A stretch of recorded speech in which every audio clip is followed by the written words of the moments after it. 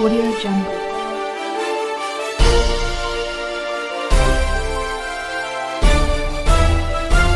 Audio Jungle. इस वक्त पूरी दुनिया कोरोना से लड़ने में मसरूफ है। दुनिया के तरक्की याफ्ता ममालिक की मईशत भी खतरे में है। रियासतें अपने अवाम की जानें बचाने की कोशिश कर रही हैं। ऐसे में किसी को कोई फिक्र नहीं, सिर्फ ये फिक्र है कि कोरोना से कैसे बचा जाए। कहीं लॉकडाउन है, कहीं कर्फ्यू की सूरत हाल है, कोरोना की वैक्सीन की तैयारी जारी है। लेकिन भारत शायद वो दुनिया के नक्शे पर मौजूद वाहिद रियासत है जो इस वक्त भी कभी चीन से, कभी नेपाल से, तो कभी पाकिस्तान से लड़ने की कोशिश कर रहा है। अभी भी प्लानिंग चल रही है दिमाग में नरेंद्र मोदी के। भारत में कोरोना बुरी तरह फैल रहा है, सबको पता है। मईशत को धचके लग रहे हैं, सब जानते हैं। मकबूजा कश्मीर में भी 5 अगस्त के बाद भारत के इक़दामात जो हैं वो बैकफायर कर गए थे। लेकिन इसके बावजूद भारतीय हुकूमत की तरजीहात तब्दील नहीं हो पाई। भारत के अंदर नस्ल परस्ती की आग बढ़ती जा रही है। आपकी इस पर क्या राय है? और साथ ही साथ ये भी बता दीजिएगा कि आप मोदी जी के भारत से मुतमईन हैं या गांधी जी का भारत आपको याद आता है? वैसे मैंने लास्ट प्रोग्राम में भी शायद आपसे सवाल पूछा था, तब आप जवाब नहीं दे सके थे। आज जरा जवाब दीजिएगा मेरे सवाल का। मैडम जवाब तो मैं तब दूंगा जब आप मुझे मौका देंगे जवाब देने का। दूसरी चीज, आप मेरे को अगर 15 सेकंड बोलने के बाद आपको मौका दे दीजिए, आप बोलना शुरू करें। Okay, thank you ma'am. Now जो आप बता रही हैं कि लेजिस्लेशन इससे पहले जवाब शुरू करें, मैं भी कुछ ऐड करना चाहूंगी। आप मेरे सवाल का जवाब दीजिएगा। इधर उधर की जब आप गुफ्तगू शुरू करते हैं तो फिर मुझे भी टोकना पड़ता है। कोई ना कोई जो यहाँ से मेहमान मौजूद होता है वो भी कह देता है कि सवाल तो कुछ और पूछा था। जी प्लीज। या मैडम ऐसा होता है कि आपके जो पाकिस्तानी पैनलिस्ट हैं वो 10 झूठ बोलते हैं, तो उन 10 झूठ को एक एक करके काउंटर करना मेरा, क्योंकि मैं इंडिया की तरफ से बैठा हूँ और यहाँ आशुतोष सर जैसे सीनियर आदमी बैठे हैं, तो उनका फर्ज बनता है कि इंडिया में क्या रियलिटी है और वो बताई जाए। तो वो एक एक करके मैं बताता हूँ, तो आप बोलते हैं वो जो उन्होंने बोल दिया झूठ तो उसको आप पर्दाफाश ना करें, आप एक का सवाल जवाब दे दें, तो वो पॉसिबल थोड़ा सा मुश्किल है। नाउ यू सेड जवाब दीजिए ना रोहित।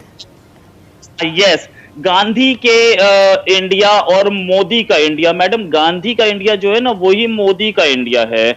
उसको मोदी को, प्राइम मिनिस्टर मोदी को लोगों ने इलेक्ट किया है और 1/3 से ज्यादा वोट्स लिए हैं इंडिया में, तब वो प्राइम मिनिस्टर बने हैं। इंडिया की पब्लिक चाहती है कि वो वहां बैठे, इसलिए वो वहां बैठे हैं।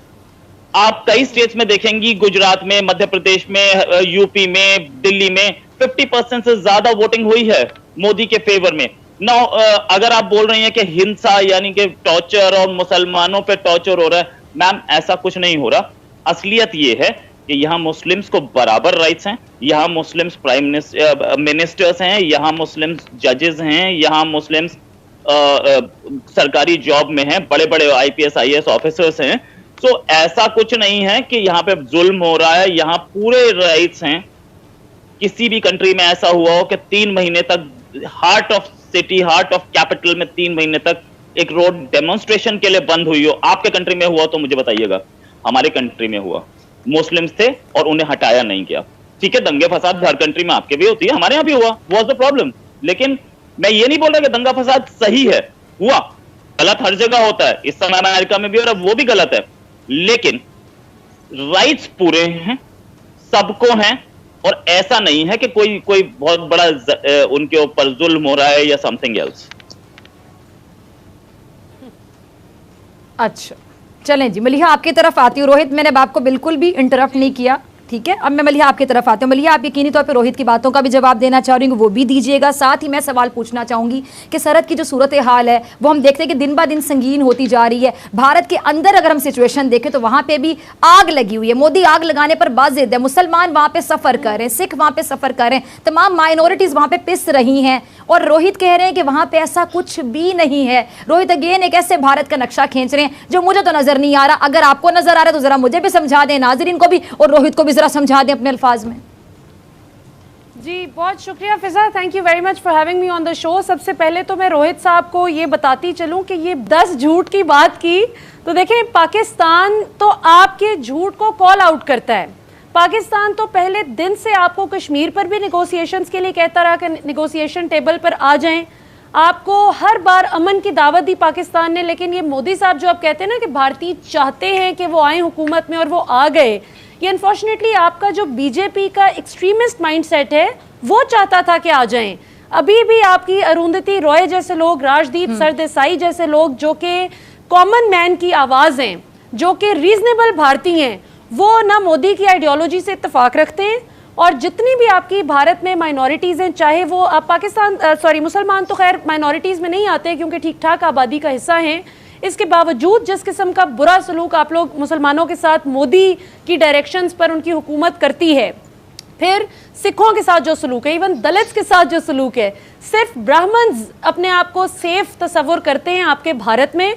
आप भी इस बात को तस्लीम करते हैं। अब आप ना माने तो ना माने कि मोदी साहब फिर आपकी खैर नहीं कि अगर आपने सच बोल दिया, उसके अगेंस्ट इतना प्यारा जुमला बोला मलिहा आपने कि हम आपके खिलाफ नहीं है, हम इंसानियत की बात करते हैं। लेकिन नरेंद्र मोदी की जो पॉलिसीज हैं, जो बीजेपी गवर्नमेंट की पॉलिसीज है, खासतौर पर जब से नरेंद्र मोदी साहब आए हैं गवर्नमेंट में, और हम देख रहे हैं कि जिस तरह शाइनिंग इंडिया कहा जा रहा है, तो शाइनिंग इंडिया तो बर्निंग इंडिया में तब्दील हो रहा है। आशुतोष साहब आपकी तरफ आना चाहूंगी। देखिए, मुझे तो ये नहीं मालूम था कि इस चैनल पे आने के बाद मुझे भारत पाकिस्तान की लड़ाई के बारे में बात करना होगा। मैं तो सोच रहा था कि गंभीर बहस इस पे होगी। खैर, अब चूंकि मैं आपके चैनल पे हूँ, इसलिए मैं आपको आशुतोष साहब आप जो बात करना चाहते हैं आप करिए। हम पाक भारत ताल्लुकात की भी बात करना चाहते हैं, लेकिन नरेंद्र मोदी साहब ने जो माहौल वहां पे बनाया उसके बाद ताल्लुकात कहाँ देखते चले गए, बता दें आप। देखिए, सबसे पहले तो आप लोगों को ये समझना पड़ेगा, और ये समझना पड़ेगा कि हिंदुस्तान पिछले 70 सालों से एक डेमोक्रेटिक कंट्री है। यहाँ पे कॉन्स्टिट्यूशन के हिसाब से चीजें चलती हैं। यहाँ पे मिलिट्री कू नहीं होते हैं, और यहाँ पे कोई भी आर्मी जनरल अचानक तख्ता पलट करके हिंदुस्तान का बादशाह नहीं हो सकता, ना हिंदुस्तान का प्रधानमंत्री हो सकता है। यहाँ पे चुनाव होते हैं और 5 साल के बाद चुनाव होते हैं और जनता चुनती है, और जनता की वजह से लोग यहाँ के प्रधानमंत्री बनते हैं और जनता ही उनको किनारे भी कर देती है। तो एक बुनियादी फर्क है, इसको हमें समझना पड़ेगा। दूसरा, हिंदुस्तान की माइनॉरिटीज के बारे में, हिंदुस्तान के लोगों के बारे में थोड़ी सी भी बात करने के पहले थोड़ा सा हमको ये भी समझना पड़ेगा कि पाकिस्तान के अंदर माइनॉरिटीज की स्थिति क्या है। मैं आपको ले जाना चाहूंगा 1953 के पहले की स्थिति, जब वहां पे अहमदियों का क्या हाल हुआ, और उसके बाद आप लोग किस तरीके से अहमदिया और दूसरे लोगों को बिल्कुल पाकिस्तान की जो डेमोक्रेटिक पॉलिटी है वहां से उनको किस तरीके से किनारे कर दिया गया। तो हम इस सवाल में ना जाएं तो बेहतर है, क्योंकि दोनों तरफ क्योंकि दिक्कतें बहुत ज्यादा पैदा हुई। मैं एक ही बात कहना चाहता हूं कि हिंदुस्तान के अंदर जो कुछ भी हो संविधान के हिसाब से, लोकतंत्र के हिसाब से है, और हर मुल्क के अंदर उसकी अपनी दिक्कतें होती हैं, चाहे पाकिस्तान हो चाहे हिंदुस्तान हो। आज कम से कम हिंदुस्तान की जो हैसियत है पूरे अंतर्राष्ट्रीय बिरादरी में, उसका मुकाबला कम से कम पाकिस्तान से तो बिल्कुल ही नहीं है। पाकिस्तान की हैसियत पूरे दुनिया के अंदर जो है वो मैं बताना नहीं चाहता हूं, क्योंकि उसकी इमेज एक ऐसे मुल्क की है जो आतंकवाद को एक्सपोर्ट करता है, और वहां पे डेमोक्रेटिक किसने बनाया ये इमेज? गलत इमेज जो कि बकायदा समझ आ रहा है कि आतंकवाद पाकिस्तान नहीं है। कौन है जहां पे आग लगी हुई है? आशुतोष साहब ये भी क्लियर कीजिए ना जरा साथ साथ। मैं आपकी बात को इंटरप्ट नहीं करना चाह रही, लेकिन गलत बात कर रहे हैं ना। माफ करिएगा, मैं बिल्कुल आपका जवाब मैं लूंगी ब्रिगेडियर साहब। बिल्कुल तू मैं नहीं करना चाहता आपके चैनल पे। मैं तो गंभीर बहस के लिए आपके टीवी चैनल पर आया था, और अगर तू मैं करना है तो मैं करता भी नहीं। मैं बिल्कुल सीधी सी बात कहना चाहता हूँ कि हिंदुस्तान पर उंगली उठाने के पहले पाकिस्तान आशुतोष साहब मेरी बात सुनिए, एक मिनट यहीं पर रुक जाइए। देखिए, मैंने आपको बड़ी इज्जत से बुलाया प्रोग्राम में, मैं आपको एंड तक रिस्पेक्ट दूंगी, हमेशा रिस्पेक्ट दूंगी।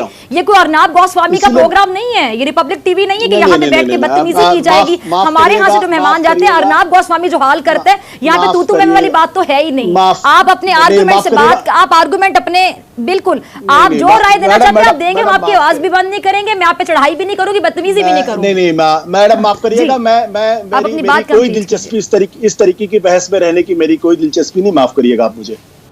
बहस नहीं हो रही आशुतोष साहब, आप अपना पॉइंट क्लियर कीजिए। मैंने आपसे सिंपल एक सवाल पूछा। अच्छा, ब्रिगेडियर साहब की तरफ चलते हैं। ब्रिगेडियर साहब अब ये ब्रिगेडियर साहब मुझे बताएं, कोई मैंने ऐसा सवाल पूछा, अब अगर सवाल भी नहीं होगा, मैं नरेंद्र मोदी की तारीफें तो करने से रही, जो वहां पे खून आग की होली खेली जा रही भारत में भी और कश्मीर में भी, उसमें मैं नरेंद्र मोदी की आरतियां तो उतारने से रही। सवाल इतना बुरा लग गया कि आप कह रहे हैं मैं प्रोग्राम छोड़कर जा रहा हूं, मुझे तो समझ ही नहीं आ रही। चैन इनको है नहीं, लोग कोरोना से लड़ने के तरीके सोच रहे हैं, वैक्सीन इजाद करने की तरीके सोच रहे हैं, और ये लोग अभी भी सोच रहे हैं कि इससे फड्डा, उससे लड़ाई, उससे जंग, उससे लड़ाई। ये क्या चाहते हैं? किस दुनिया में रहते हैं नरेंद्र मोदी और इंडियन सिन्हा? कौन इनको मशवरे देते हैं? किस किस्म के लोग हैं ये ब्रिगेडियर साहब? इसका जवाब मुझसे लेना चाहिए ना, ब्रिगेडियर साहब क्या देंगे, वो थोड़ी इंडियन है। अब आवाज आ गई रोहित आपको, जब मैं आपसे सवाल पूछ रही 2 बार आप उसका जवाब नहीं दे रहे। अरे इंडिया का चलिए रोहित आप जवाब दे दें, आप जवाब दें। has best of the relations with Nepal. एक बॉर्डर पे अभी एक वो भी उसमें कौन कौन इन्वॉल्व है हमारे आर्मी चीफ बता चुके हैं कि कुछ बाहर के लोग इन्वॉल्व है, वरना इंडिया और नेपाल के बेस्ट रिलेशन है। इंडिया बांग्लादेश के कोई प्रॉब्लम नहीं है। चाइना के बॉर्डर पे 1967 के बाद से आज तक एक गोली नहीं चली है। आपका कोई ऐसा बॉर्डर नहीं जिस पर गोली ना चल रही हो, ठीक है। 62 के बाद पहली दफा चली है। अभी भी नहीं चली, पहली दफा चली। आप गलत बोल रही हैं उनको। और दूसरी इंडिया के तैयारों की बात कर रहे हैं आप, सुने कहते क्या है जी। कभी तो क्रैश हुआ, अभी आपका भी तो तैयारा लाहौर में क्रैश हुआ, आप इंडिया के तैयारों को बोल रहे हैं। आपकी क्या हालत है ब्रिगेडियर साहब, आप तो इतने झूठ बोलते हैं शो में। सर आप ब्रिगेडियर हैं, एक थोड़ा किताब पढ़ ली होती तो अच्छा लगता। आप झूठे फैक्ट्स देते हैं, फैक्ट इस पे, वो भी लाइव शो पे। आपके अपने कंट्री के पास पैसा नहीं है। अगर किसी ने बोल दिया, एक पैनलिस्ट ने बोल दिया कि आपके अपने कंट्री में वो हो रहा है, माइनॉरिटीज के साथ तशद्दुद हो रही है, तो आप उसके खिलाफ लड़ने वो चले गए। आप 4 लोग इकट्ठे बोलने लगे, वो चले गए। आपके यहाँ आयशा बीबी के साथ क्या हुआ सबको पता ही है।